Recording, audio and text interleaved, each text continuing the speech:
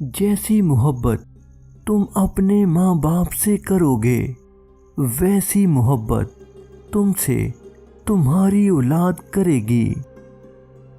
یا اللہ میری ماں کو ہر دکھ تکلیف سے دور رکھنا، آمین ثم آمین۔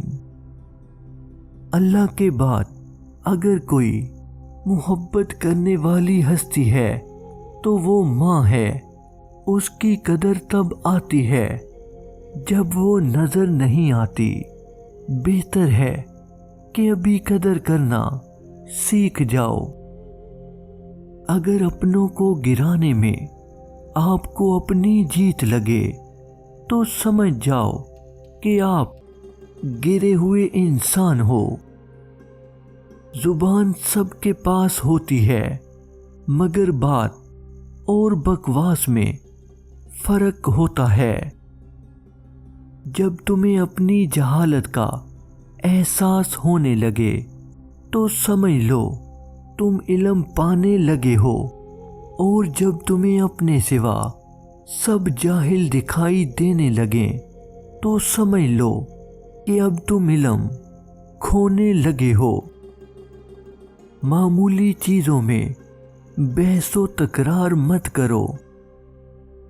صرف مسلمان ہونا کافی نہیں ہے، بلکہ آپ کا طریقہ زندگی، چال چلن، گفتگو اور کردار بھی ایسا ہونا چاہیے۔ جہاں بھی رہو وہاں پر اپنا اچھا اثر چھوڑنے کی کوشش کرو۔ اے خدا مجھے کچھ نہیں چاہیے، بس میری ماں کو ہمیشہ سلامت رکھنا۔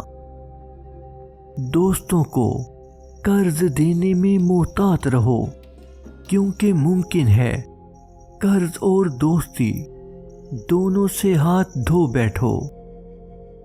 خود پر یقین ہونا کامیابی کی ضمانت ہے، مگر خود کو ہمیشہ درست سمجھنے کا یقین انسان کو گمراہ کر دیتا ہے۔